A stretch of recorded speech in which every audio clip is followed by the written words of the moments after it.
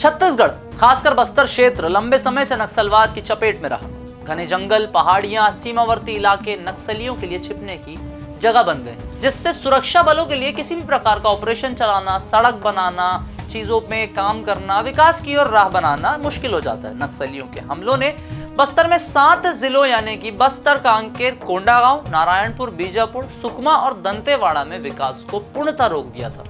सड़क, बिजली, स्कूल और अस्पतालों जैसी बुनियादी सुविधाएं तक यहां पर नहीं पहुंच पा रही थी। नक्सली हिंसा की वजह से सब कुछ बाधित था। स्थानीय आदिवासियों को रोजगार और शिक्षा के अवसर नहीं मिल पाते, जिससे गरीबी और अशिक्षा बढ़ती रही। नक्सलियों का डर इतना था कि लोग सरकारी योजनाओं का लाभ लेने से कतराते थे।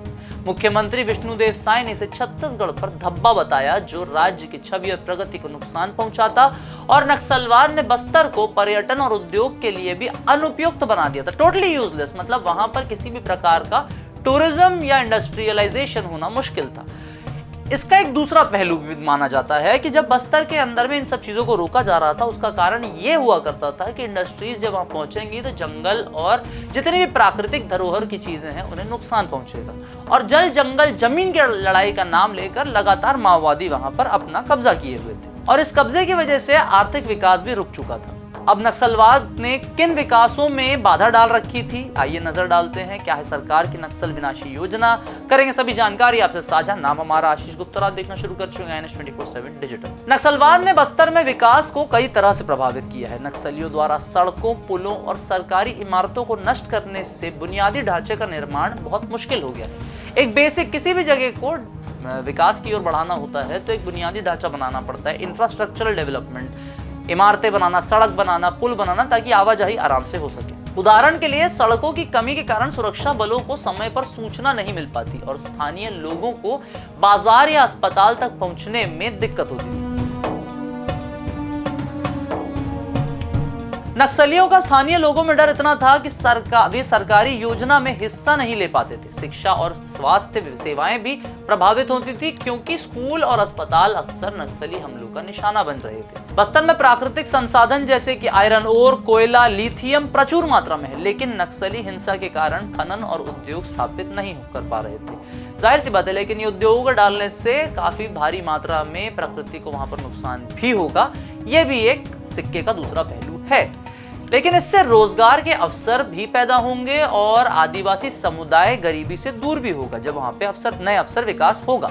नक्सलवाद ने बस्तर की पर्यटन क्षमता जैसे चित्रकोट जलप्रपात और कांगेर घाटी को भी प्रभावित किया है, क्योंकि पर्यटक डर के मारे यहाँ आने से डरते हैं। छत्तीसगढ़ सरकार और केंद्र सरकार ने नक्सलवाद को खत्म करने के लिए कई कदम उठाए। मुख्यमंत्री साय ने कहा कि मार्च 2026 तक नक्सलवाद को पूरी तरह से खत्म करने का लक्ष्य रखा गया है, जैसा कि केंद्रीय गृह मंत्री अमित शाह ने तय किया है।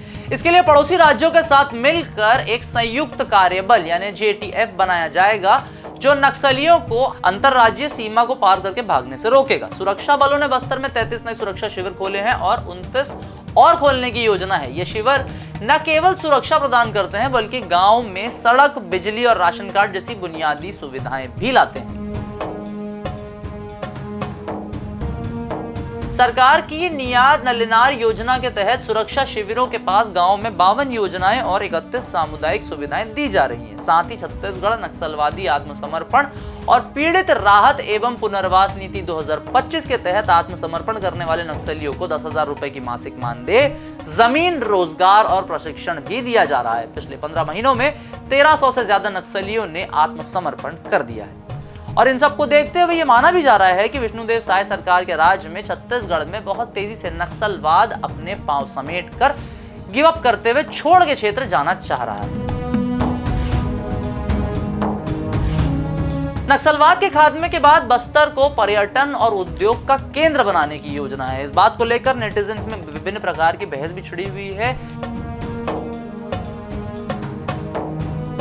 कि क्या वाकई में नक्सलियों के वहां से जाने के बाद वहां का डेवलपमेंट एक अच्छे लेवल पर, एक अच्छे स्तर पर होगा, या ये सारे के सारी जो जमीन है वहां से पेड़ों को काट के इंडस्ट्रियलिस्ट को दे दी जाएगी और वो अपने खनिज उत्पादों से अपना मुनाफा कमाएंगे। इस प्रकार की विभिन्न इंटरनेट में बहसें चल रही हैं।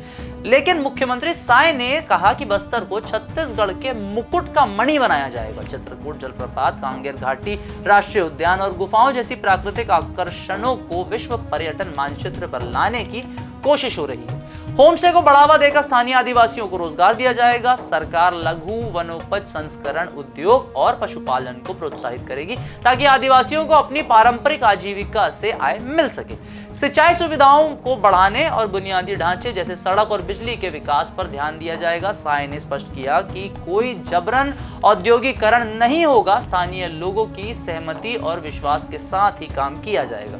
नई उद्योग नीति में पर्यटन को उद्योग का दर्जा दिया गया है, जिससे निवेश बढ़ेगा और इन योजनाओं से बस्तर आर्थिक और सामाजिक रूप से समृद्ध हो सकेगा। तो यह थे छत्तीसगढ़ के मुख्यमंत्री सीएम साय द्वारा दिए गए बस्तर में विकास के रोड मैप का एक छोटा सा उदाहरण। वीडियो पसंद है तो लाइक और शेयर जरूर करें।